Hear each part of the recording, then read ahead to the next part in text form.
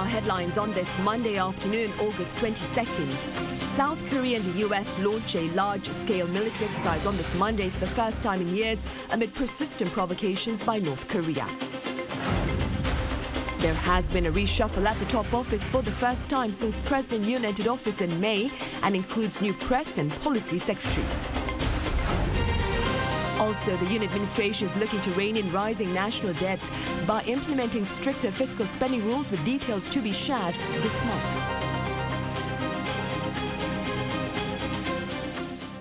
We begin with the launch of a large-scale military drill involving South Korean and U.S. authorities on this Monday here in the region to better prepare for any hostile contingency amid an increasingly belligerent North Korea. Our Defense Ministry correspondent Bae Eun-ji starts us off. The Ulchi Freedom Shield, a large-scale combined military training operation between Seoul and Washington, has kicked off in South Korea. The exercise will include 13 different types of field training programs, as well as computer-simulated training. It consists of two parts. First, countering North Korean attacks and defending the capital area, and second, training for counterattacks to secure the safety of the capital region. It's the first fully-fledged joint drill since 2018, after the two countries canceled some exercises and scaled down others in recent years, both to enhance diplomacy with Pyongyang and because of the pandemic. Through the drills, the South Korean military aims to strengthen its alliance with the U.S., as well as its combined defense readiness to counter threats from North Korea. During the drill that'll continue until September 1st, full operational capability, or FOC assessments, will also be carried out. These are considered vital for the conditions-based transfer of wartime operational control from Washington to Seoul. On the civilian front, the Ulchi civil defense drills also kicked off this morning, involving some 480,000 officials from local governments and public institutions. This is the first time the exercise will be carried out on a full scale since the COVID-19 outbreak and will continue for 4 days until Thursday. These drills serve as an opportunity for the country to review emergency procedures and allow people to become familiarized with emergency escape routes and zones. Bae Eun-ji, Arirang News. In related news, President Yoon Suk-yeol has called for patriotic dedication to the military drills. He made the remarks earlier on this Monday morning while presiding over a weekly cabinet meeting. 어떠한 국가 위기 상황에서도 흔들림 없이 정부의 기능을 유지하고 군사 작전을 지원하며 국민의 안전을 책임진다는 각오로 이 연습에 임해 주실 것을 당부합니다. 이번 을지 연습은 변화하는 전쟁 양상에 맞춰서 우리 정부의 비상 대비 태세를 새롭게 정비하는 출발점이 될 것입니다. President Yoon also called for close coordination between government officials and defense authorities as both military and civilian drills are taking place this week. He urged a defense posture to ensure security on all fronts, adding that modern warfare involves cyber attacks on key industry facilities, unlike in the past. Separately, the president also announced that 10 cities and counties hard hit by the recent record rainfall here have been designated special disaster zones and will receive additional government support. Also at the presidential office, there has been a staff reshuffle to streamline workflow. Our senior top office correspondent Moon Gun-young has details. A partial shake-up of the presidential office. President Yoon Suk-yeol is remodeling his senior team by installing a new chief for the top office press shop and adding a 6th senior secretary who will be in charge of policy planning. Yoon, who's been in office for a little over 100 days, appointed Kim Eun-hae, a former lawmaker of the People Power Party, and his transition team spokesperson as his new senior secretary for public relations. Given that Kim is well aware of philosophy of President Yoon's state affairs and that she can communicate effectively about his political agenda and its results with the public, it makes her the most suitable person for the post. The journalist turned lawmaker replaces Choi Young-bum, who will now take on the role of a special advisor. Lee Kwan-sub jumps up the ladder, going from the vice chair of the Korea International Trade Association to the top office as chief policy coordinator. Lee, who has served as Vice Minister of the Industry Ministry and President and CEO of Korea Hydro and Nuclear Power, will now oversee the administration's policy agenda and better coordinate between the top office and the cabinet. Now, that reorganizes the presidential office from the current 2 offices, 5 senior secretaries, to 2 offices and 6 senior secretaries, bringing back the role of chief of staff for policy coordination that was among the senior roles that were eliminated as President Yoon took office in May. Im Jong-duk, a former chief of staff at the Joint Chiefs of Staff who served as presidential defense secretary during the Park Geun-hye administration in 2016, was also tapped for the post of second deputy national security advisor, replacing Shin In-ho, who resigned earlier this month due to health reasons. Sunday's shakeup comes as President Yoon faced calls to overhaul the upper echelon of his office with his approval numbers at record lows, blamed largely on his poor personnel choices and partly on poor communication. 어떤 조직과 정책과 이런 과제들이 작동되고 구현되는 과정에 어떠한 문제가 있는지, 소통에 어떤 문제가 있었는지를 면밀하게 짚어 나갈 생각입니다. 제가 지금부터 벌써 시작을 했습니다마는 그동안에 우리 대통령실부터 어디에 문제가 있었는지 지금 짚어보고 있습니다. 네.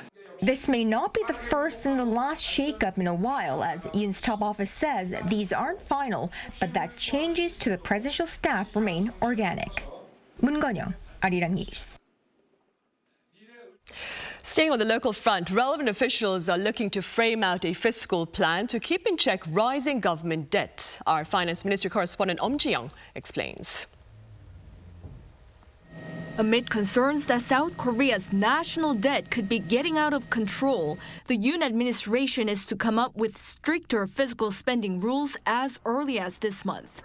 The Finance Ministry said on Monday that the government plans to keep the ratio of fiscal deficit to GDP under 3%. In other words, each year's government spending minus income, excluding certain programs, cannot be more than 3% of GDP. The government is also looking to keep the total debt to GDP ratio in check at under 60%. The total debt to GDP ratio this year is expected to be around 50%.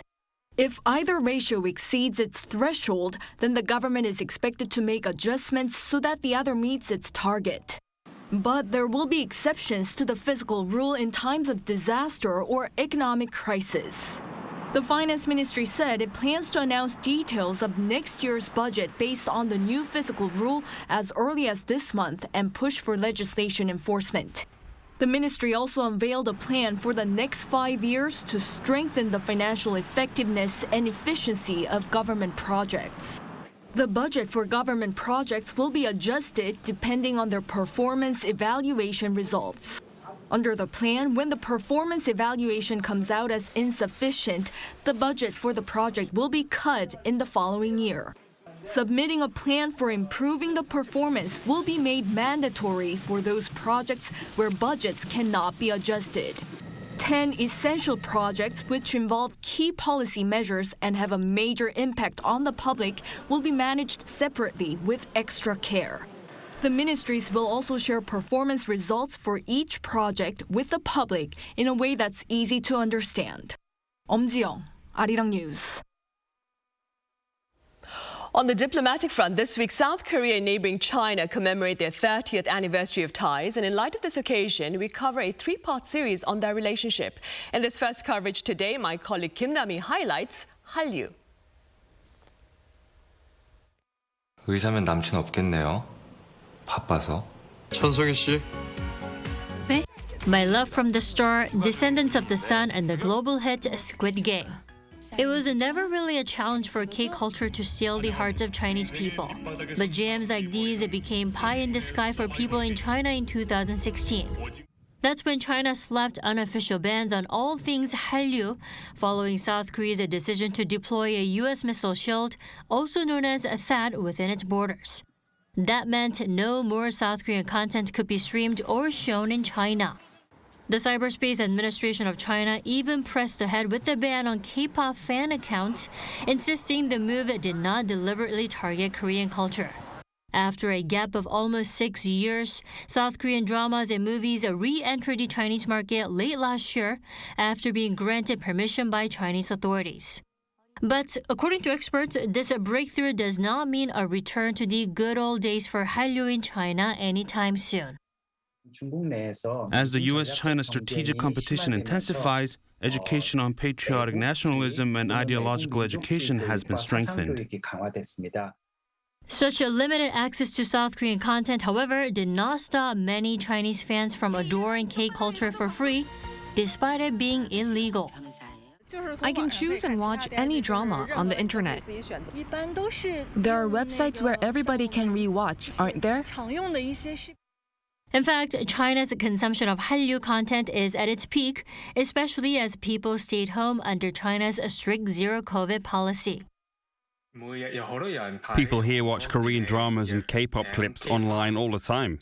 I have countless friends who are members of the BTS army.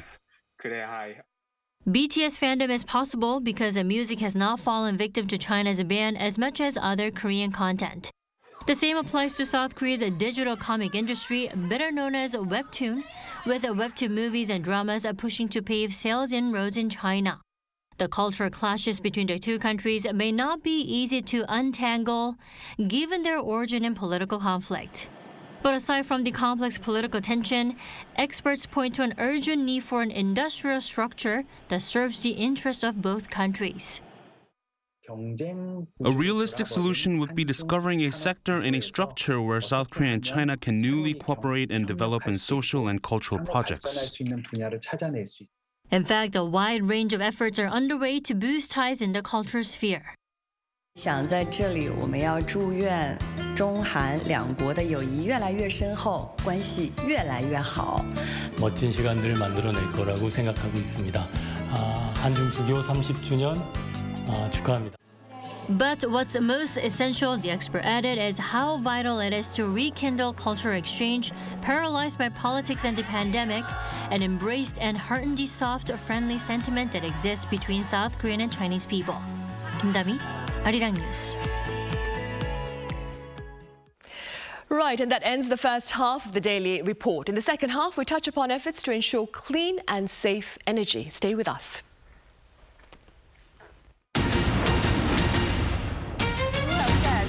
Share South Korea's experience in tackling COVID-19 and introduce a Korean New Year. A Korean survivor of Japan's wartime sex slavery met with extraordinary climate crisis and pledged to work with the EU to tackle the challenge. The objective of its North Korea policy is protesters gathering across the country to peacefully demand an end to hate and violence. Arirang, what matters?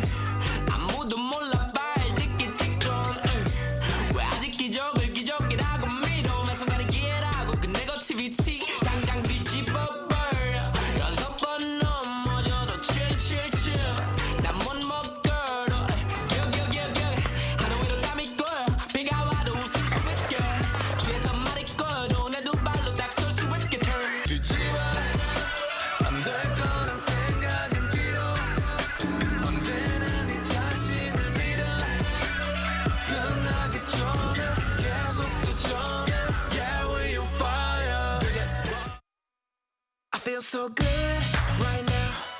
Maybe I had a drink or two, but this somehow feels like it's forever. All my friends are here having fun and feeling good right now. Maybe this is forever. All my friends are here having fun and feeling good right now.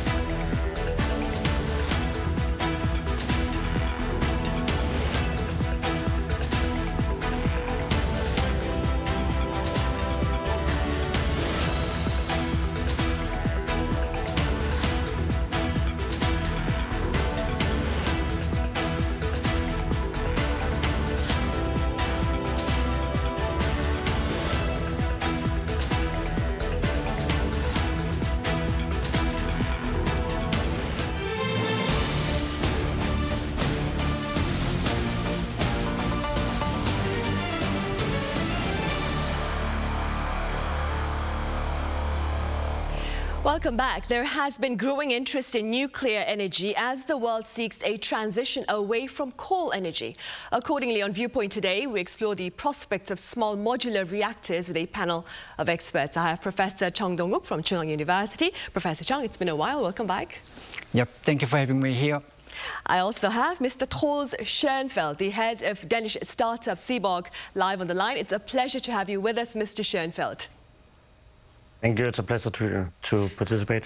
Right. Professor Chung, we'll start here then. Let's begin with the basics. With regard to small modular reactors, what are they? What are their merits and perhaps potential drawbacks? All right, yeah. Small modular reactors, as its name tells us, it's a small reactor, so that the power capacity of a small modular reactor is usually less than 300 megawatt electric. In these days, the commercial reactors are very large, more than the 1,000 megawatt electric. Compared with that, small modular reactor is small. That's the first one. The second characteristic is the modular type, which means that most of the systems are manufactured and assembled in the factory and delivered to the construction site. And then the construction, process is quite simple.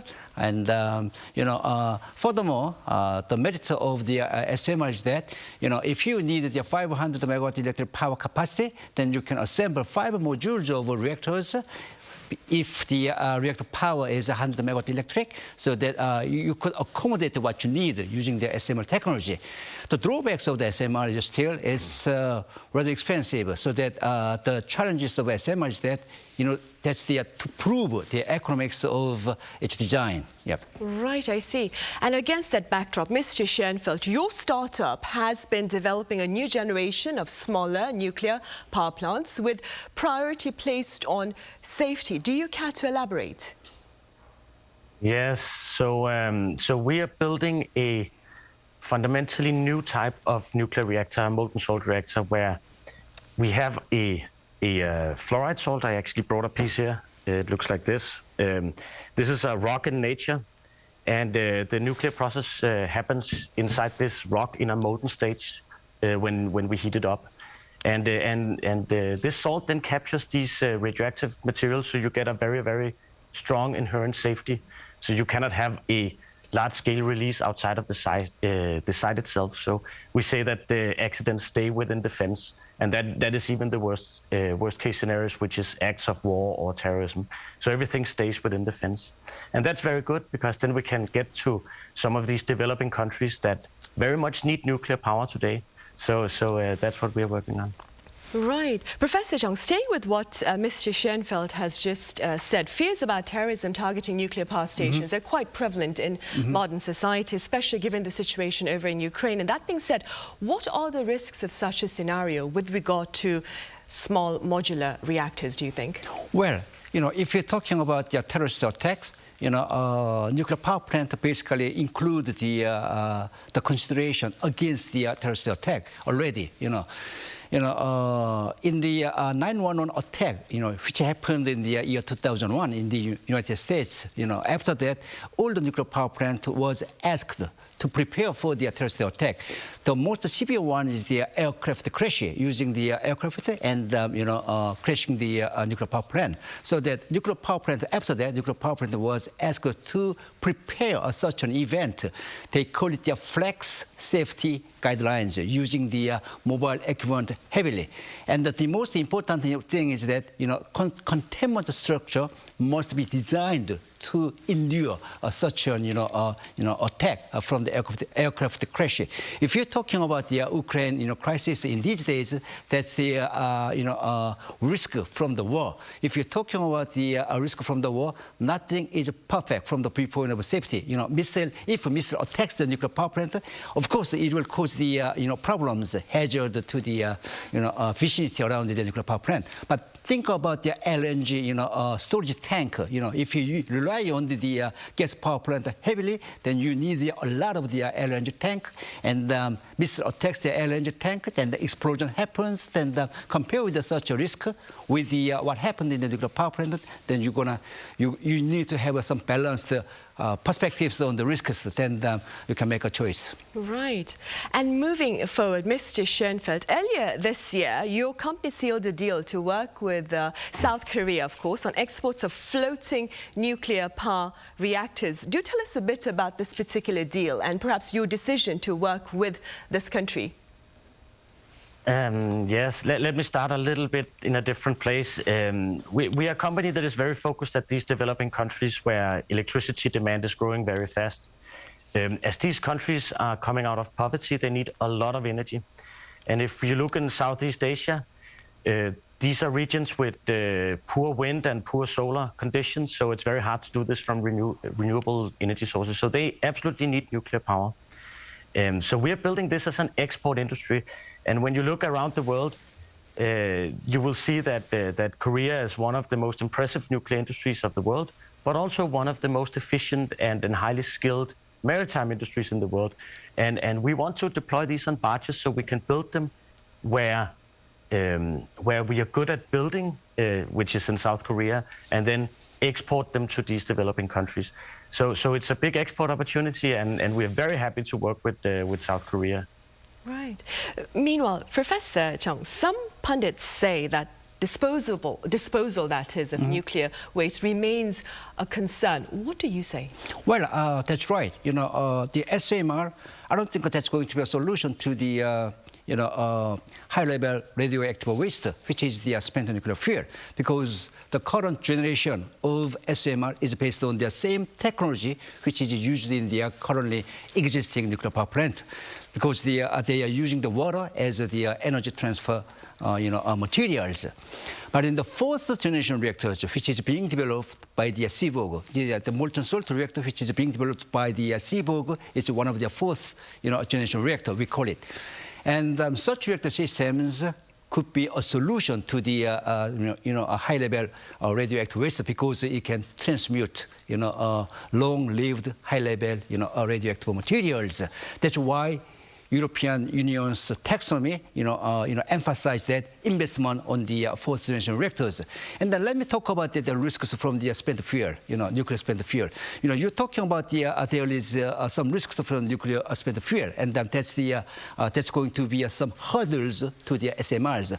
I agree with that, but you put the spent fuel underground, 500 meters deep in the underground. If in the worst cases, even in the worst cases, if the risk come, in order to have the risks from the spent fuel, buried in the underground, it takes at least the more than a couple of thousand years. But talking about the risks from the climate crisis, if we are talking about the 50 years or 100 years or something like that, the time scale of risks are quite different. So that what's going to be your priority to be prepared for the risks you are encountered. So right, the immediate danger then. That's right. That's right. Mr. Schoenfeld, speaking as an expert, looking at the situation here in South Korea from the outside, and you mentioned this earlier as well, what more can you tell us about your assessment of nuclear power prospects here in South Korea? Well, I think South Korea has a proven track record in nuclear power, and I actually believe that South Korea is one of the greener countries on this planet already, simply because of the use of nuclear power. Nuclear power, from when it was built, is actually also providing a very cheap electricity source, and it is very safe. So there's not really any problem. Of course, somebody has to handle the waste eventually, and this is where these advanced reactors, for example, can come in and help with that. But looking from the outside, South Korea is very impressive in nuclear, and I think it's worth mentioning that South Korea was had a vital role in enabling UAE to start getting into nuclear power just a few years back. And that's actually the first time a new country has entered nuclear power for many decades. It's very hard to just suddenly get nuclear power, but it's something we need all around the world. I think it's also something that is needed in South Korea, but that's not my choice to make. Right, but hopefully the people here will heed your thoughts then. Professor Chung, as a scholar in the field then yourself, what can you tell us about the advances being made here on the local front with regard to small modular reactors? Well, we in Korea, we have very good experience in the small modular reactor. We have already a prototype small modular reactor, which is called, the name is the SMART. It's 100 megawatt electric capacity. But the trouble with the SMART was that the economics, as I told you, so that the Korean government, they planned, a new project to develop, innovative SMRs. That project will be launched in the early next year. Through that project, we are aiming to lead the SMR technology in the world, but we will see what's going to happen. I will keep our fingers crossed for that. Yep. Mr. Schoenfeld, does Europe have in place, do you think, a productive support framework for the development of small modular reactors, do you think? It's an interesting question. I actually think Europe is very good with fundamental research, where South Korea is way better at putting things from research to the market. And we are a startup, and we have not been able to get a lot of grant financing so far. That might change now when the taxonomy have changed in Europe. But so far, it has been very anti-nuclear environment in Europe. But the ground research have been done here. So it's a really good base to develop these advanced technologies. In South Korea, you have the SMART reactor, which is a conventional reactor, which is scaled down, which is very good. But we also need these advanced reactors if we want to have a future with more nuclear and with new applications. And we are actually financed by private investors, mainly here in Denmark, but around the world. And these investors are willing to take the risk of developing this technology. So I don't think this is Europe so much as it is a foundational research combined with a good, healthy way to commercialize products. Right, I see. Professor Chung, SK, the South Korean conglomerate here, recently made an investment in Bill Gates' TerraPower. Do tell us about efforts by local conglomerates here for joint ventures on the nuclear power front. Yeah. Actually, it was kind of a surprise to me when I heard that the SK made a decision to invest on the natrium reactor, which is being developed by the TerraPower, sponsored by the Bill Gates. But there are other, several other companies, private companies investing on the SMRs. For example, GS Energy and Samsung Construction and Trade Company and Hyundai Engineering. They also investing on the SMRs and making the cooperation with the foreign SMR developers, mostly the U.S. companies.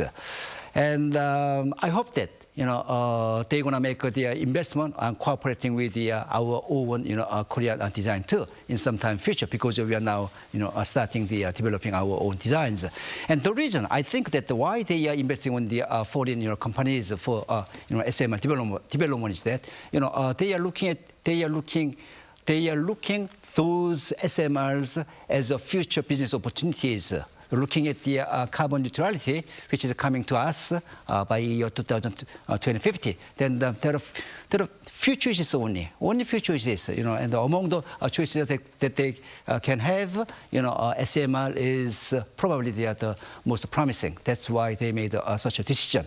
And Seaborg, I hope that they're going to have some opportunity in the future. But if time allows me, then I'd like to ask the Seaborg that Denmark, for example, Denmark is very good in the wind power and pushing the renewable energy as the national policy. And it's very interesting to me why Seaborg is emerging in the Denmark and looking at the molten salt reactors, which is very fancy, but fourth generation reactors, which is somewhat far from renewable energy.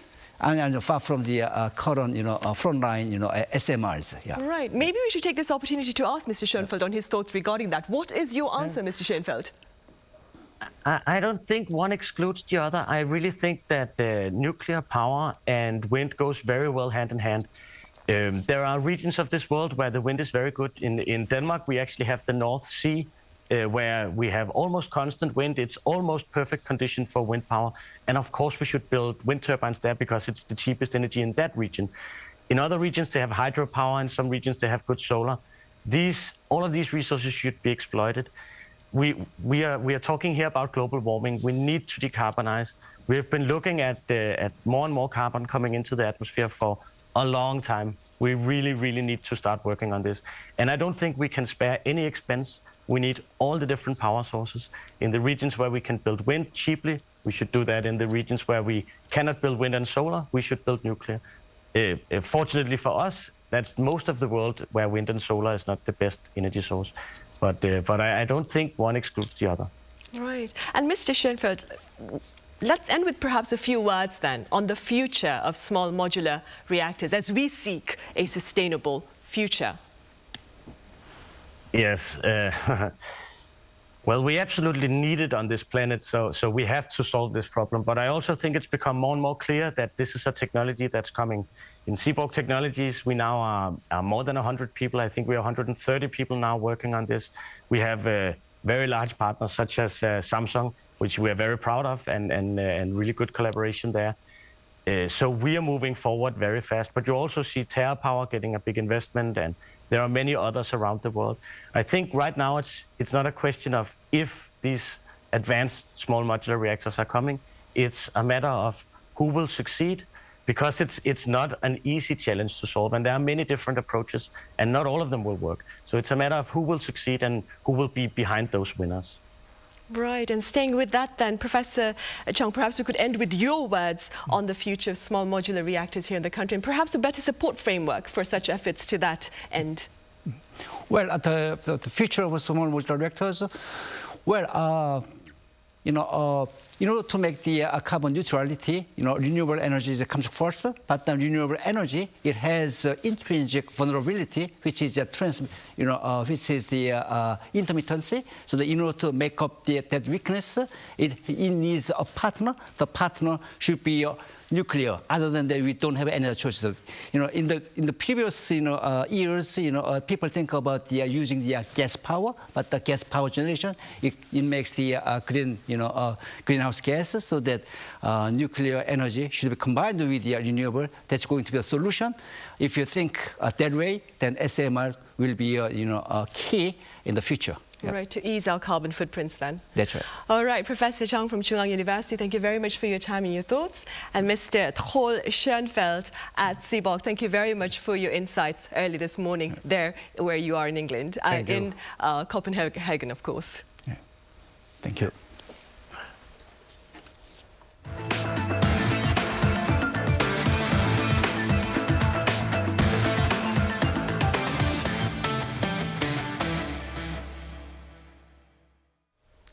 Leaders in the West are looking to revive a nuclear agreement with Iran while ensuring unfaltering support for Ukraine amid Russia's invasion. Our Kim Hyo-sun reports. The leaders of the U.S., UK, France and Germany spoke on the phone on Sunday to discuss the ongoing negotiations over Iran's nuclear program. According to the White House, the four leaders stressed the need to strengthen support for partners in the Middle Eastern region.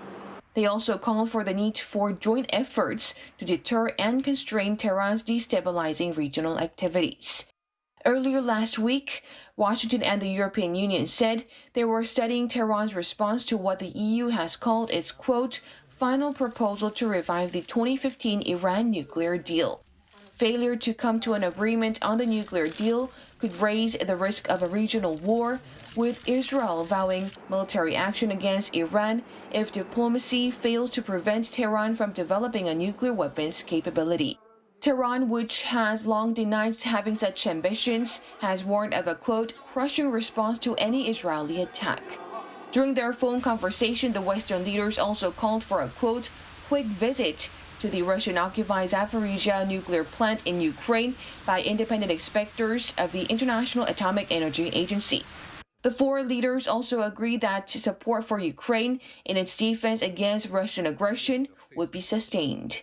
Kim Hyo-sun, Arirang News. Meanwhile, the severe drought in several parts of Europe has brought to sight unexpected and rather unwelcome relics of the past, if I may. Our Lee Seung-jae has details. For many areas of Europe, it's been one of the worst summers on record. as countries in the region have been suffering their worst drought in decades. However, one unexpected side effect of the record drought has been the uncovering of pieces of history that have been kept hidden for years under some of the biggest bodies of water. In fact, weeks of brutal heat and limited rainfall have drained water levels in some of the continent's biggest rivers and lakes, uncovering items from the past. In the central Spanish province of Caceres, archaeologists saw the Valacanes Reservoir expose the rarely visible dolmen of Guadaparal after its water levels receded due to the drought. Often dubbed the Spanish Stonehenge, the circle of dozens of megalithic stones is believed to date back to 5000 BC.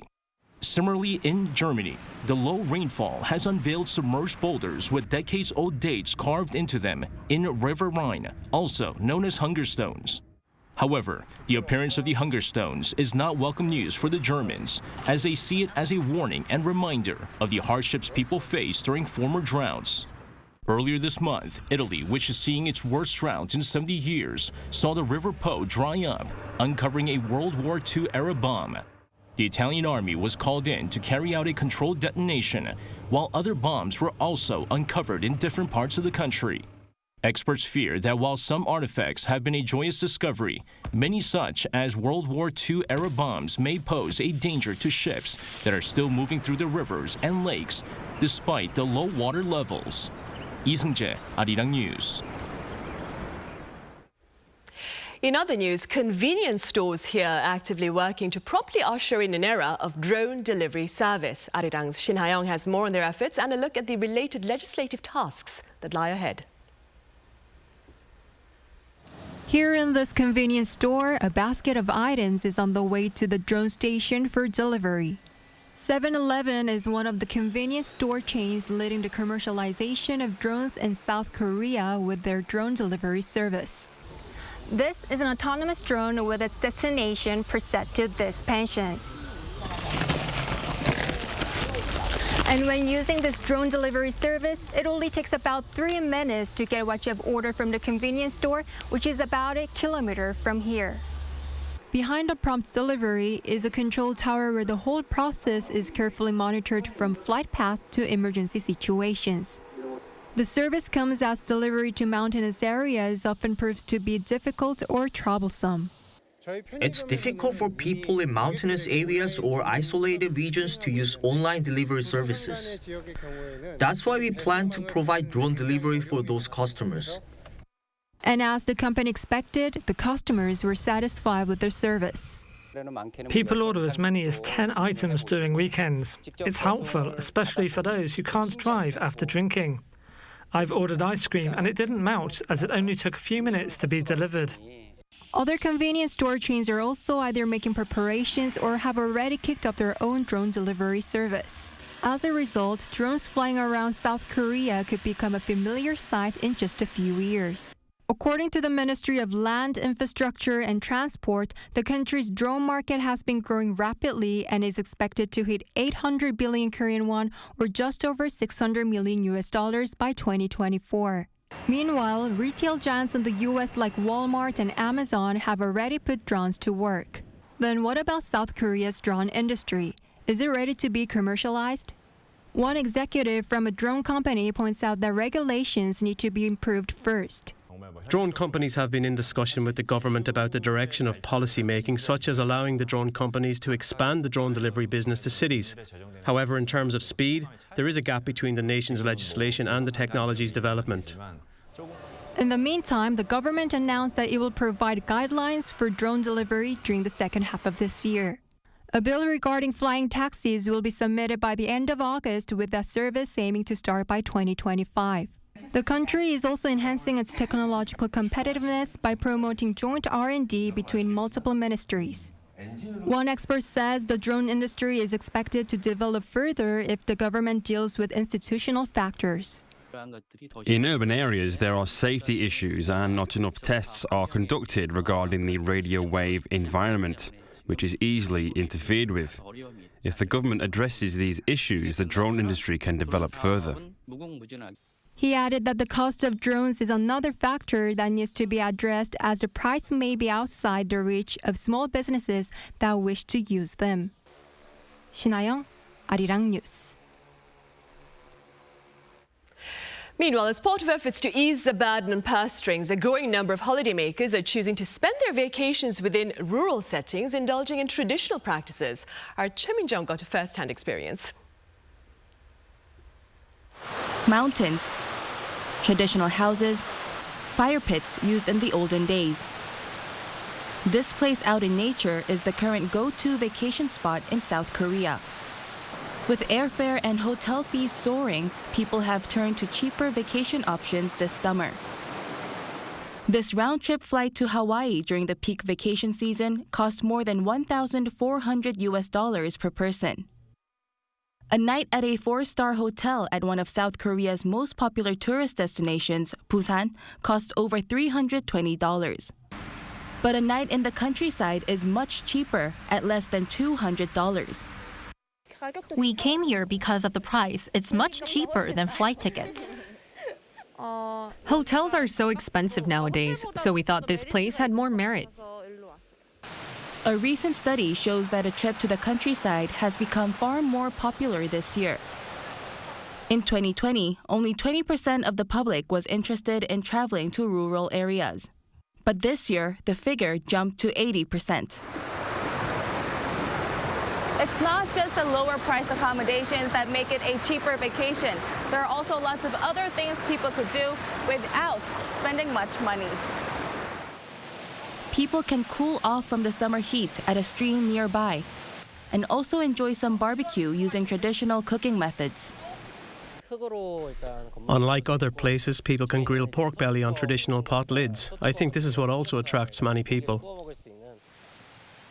Instead of giving up their vacations because of soaring prices, people are making the best of the situation by spending less, enjoying nature, and going back to old traditions.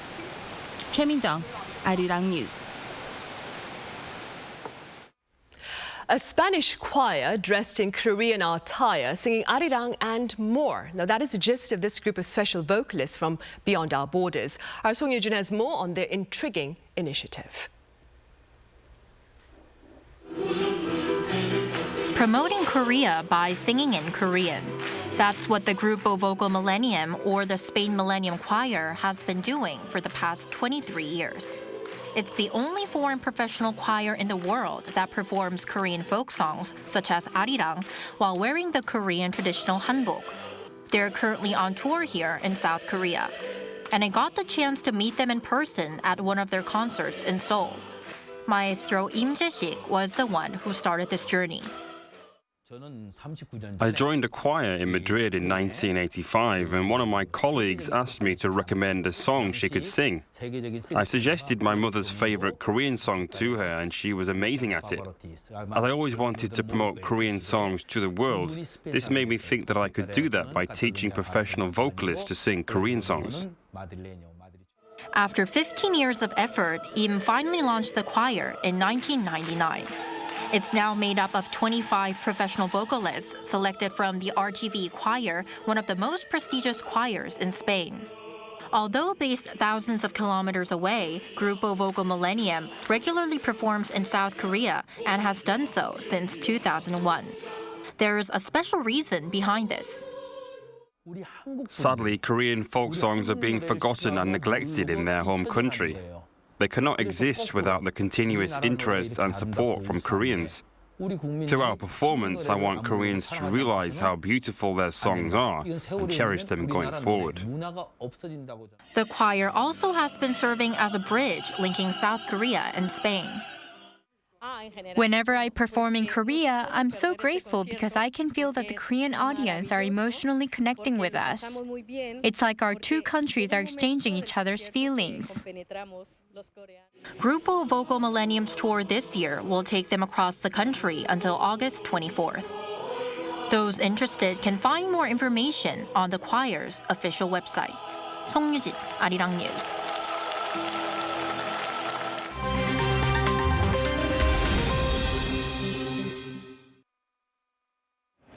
Let's take a look at what's going on in the world now. Rescue operations are underway in Iraq after a landslide hit a shrine. Several people have been killed after a landslide caused the Shiite Qatarat Al-Imam Ali Shrine in central Iraq's Kabul province to collapse on Saturday. Rescue workers have managed to save 6 people, but several others are still trapped inside. An official said the rescuers have managed to provide those trapped with food, water and oxygen through small holes. The disaster was caused when a nearby earth mound reportedly became saturated with moisture, leading to the landslide, which then caused the roof of the shrine to collapse.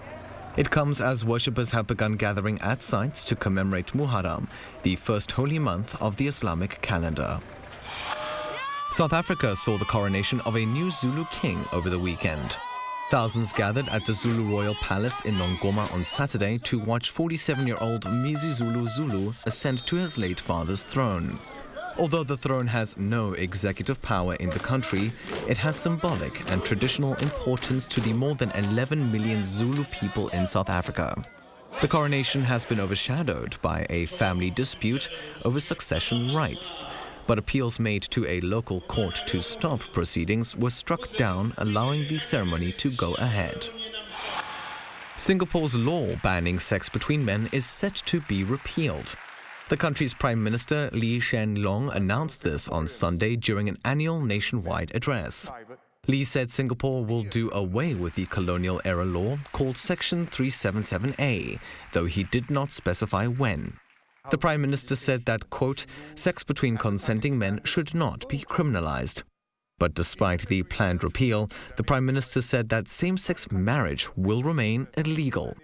Lee vowed to protect the definition of marriage in the country as being between one man and one woman. While members of the LGBTQ community have welcomed the repeal of Section 377A, they expressed concern that maintaining the ban on same-sex marriage would lead to continued discrimination. Water rugby was making waves on Switzerland's Lake Geneva over the weekend. The alternative take on the sport saw 21 mixed men and women's teams compete on a floating pitch from August 19th to the 21st. The tournament saw teams of 5 players face off in 14-minute-long touch rugby matches on a special 25 by 35-meter playing surface made of floating blocks. Organized by Water Rugby Lausanne, the special event was held to mark the 50th anniversary of the Lausanne University Rugby Club. Matthew Ashley, Arirang News.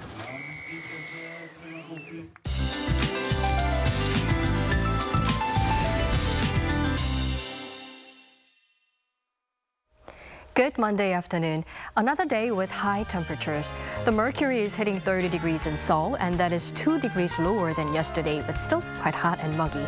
So please wear loose-fitting and light-colored clothes when you're heading out. And overall, skies are overcast, but tonight, rain clouds will approach from the north, bringing up to 50 millimeters of rain in and around the Seoul metropolitan area. And other regions will see up to 30 millimeters of rain.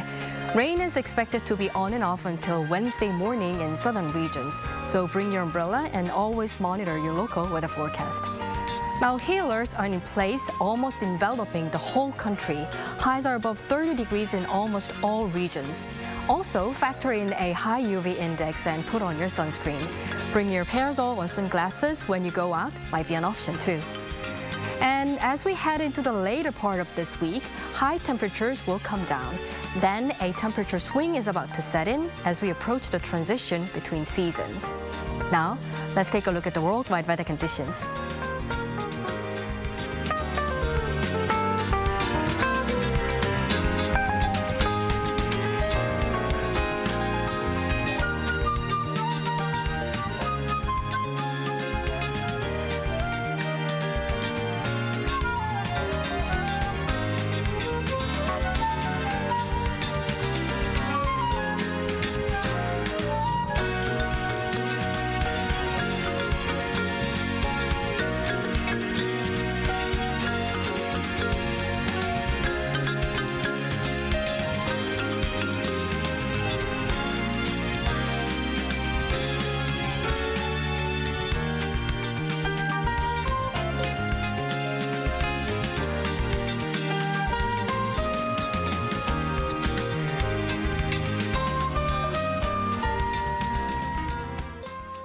That brings us to the end of this edition of the Daily Report. We return with more coverage tomorrow. That would be Tuesday. See you then. Thank you for now.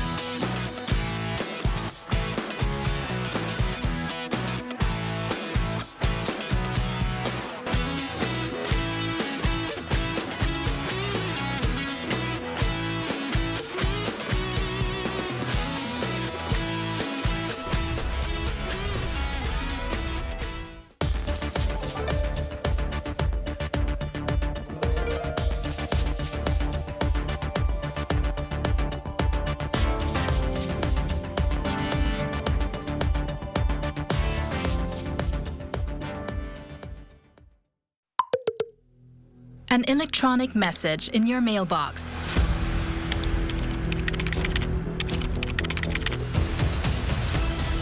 Emails in your inbox pose a threat to our planet. You probably already know that to prevent global warming, we must cut carbon emissions. But did you know that you can help reduce carbon emissions by deleting messages in your mailbox? Emails that we send and receive are stored at data centers. They are operated around the clock to store and transmit online data. Because they emit a lot of heat, they require cooling devices. Emails in inboxes are stored at data centers. Storing them requires electricity. A lot of power is consumed during cooling and storage, resulting in CO2 emissions. A U.S. security company issued a report in 2009 on energy consumed by electronic mail. A worldwide total of 62 trillion spam emails were sent, and 33 billion kilowatt hours of power were used. That's enough energy to supply to 2.4 million households in America. Spam emails emit the same amount of greenhouse gases as 3.1 million passenger cars. As of 2019, people worldwide sent and received around 300 billion emails daily. If they are stored continuously, they could have an impact on the environment. Here's how to manage your email in an eco-friendly way. Delete old emails. Block spam. Store attached files separately. Empty trash. Delete your emails. Cut carbon emissions. Do it now to save our planet. For the sake of Earth, for our sake. One more step for a better future. The Earth and Environment Report. Hello everyone! Hi! This is Start Off Today Simply Contouring Denmark, Brazil, Thailand. Hi Christopher, hi, so great to see you. Hello guys, 안녕하세요. Yes, I love K-pop music. Of course, you know I love BTS. I had some 한글 on it. And I thought that was perfect.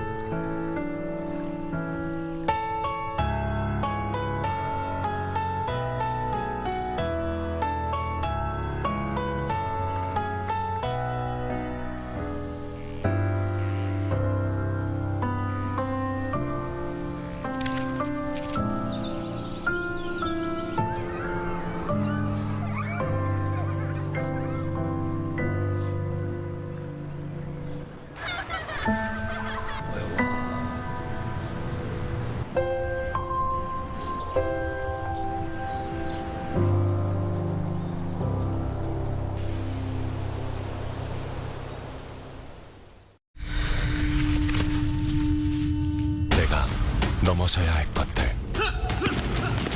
망설임, 무례함, 불의, 편견, 타협, 차별, 부정, 그리고 내 자신. 태권도로 나는 나를 이겨낼 것이다. 나를 넘어서는 위대한 도전. 태권도.